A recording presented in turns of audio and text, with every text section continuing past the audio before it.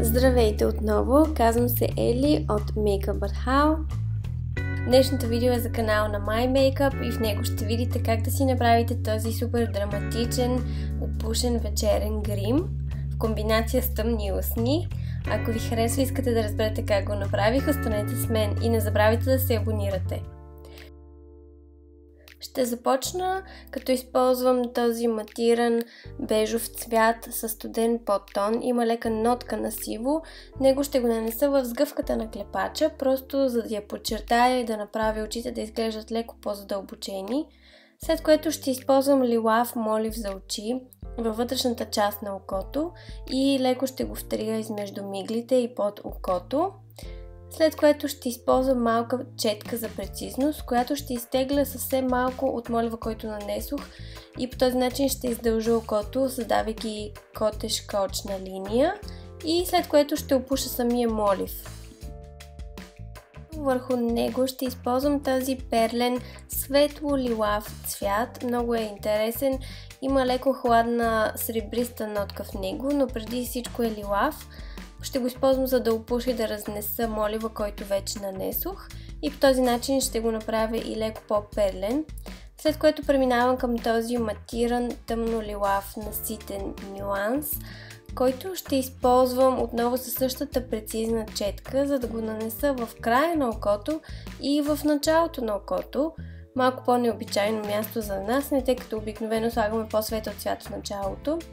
Но този път ще ви покажа една по-различна техника, с която да създадете по-драматичен ефект. Ще използвам и малко по-прецизна мека четка, с която да разнеса добре линиите, които вече нанесох, и използвайки от същия бежов нюанс, който ползвах в началото, ще прелея сенките в сгъвката на клепача. Ще наслоя от същите сенки в светло-лилав нюанс, който ползвах и в началото. Ще ги нанеса с пръст, като по този начин получавате максимално силна пигментация, за които и цветове сенки да използвате. Върху него съвсем лекичко, точно в центъра на клепача, добавих и от сребристите сенки, но нямам клип за това. След което леко преливам отново с тъмно-лилавите сенки в началото и края на окото, и ако е необходимо, сгъвката на клепача, където несох бежовите сенки. Най-светлите бели перлени сенки в палитрата използвах точно във вътрешния ъгъл на очите. Нямам клип отново за него, но можете да видите ъгълчето на очите, че е по-светло. След което нанасям много тънка линия, гелообразна очна линия с помощта на четка и преминавам към миглите, където първо ги извих и добавих спирала.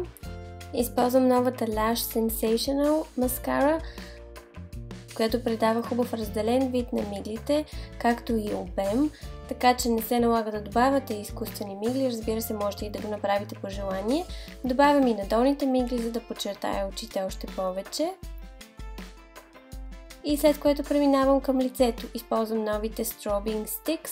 Има ги в два цвята, бледо, розово, шампанско и един леко златист нюанс, но тъй като използвах лилави цветове за очите, исках да ползвам нещо в същата гама, затова и избрах да ползвам бледо-розовия стик. Нанасям го с пръсти, тъй като текстурата му е кремообразна и много добре се слива с кожата и придава много нежен, сияен вид на лицето. За този грим избрах да използвам само Strobing стика, тъй като такава е тенденцията за момента. Нанасяме само хайлайтер, по този начин правим скулите ни да изпъкнат, а и с такъв силен грим не е необходимо да слагаме руж.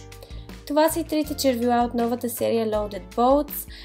Чудех се кой цвят да избера, но реших, че този наситен винено-червен цвят ще контрастира най-много с сенките на очите и комбинацията много ми хареса как се получи. Мисля, че е идеална за предстоящите празници и ще се радвам да чуя в коментарите дали вие бихте си направили такъв грим и дали бихте съчетали опушен грим на очите с тъмни устни. Ето така нанасям аз червилата, когато са с тъмни цветове, за да издържат най-дълго. Нанасям ги директно, след това използвам четка, за да очертая устните, и след което попивам с салфетка първия слой.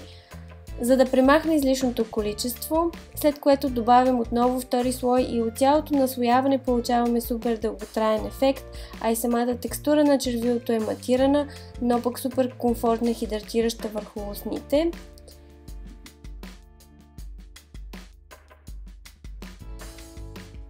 И така изглежда завършения грим. Ще се радвам да разбера в коментарите дали ви е харесал. Ако е така, ще се радвам да се абонирате и да ви видя скоро със следващото видео. Това е всичко от мен, до скоро!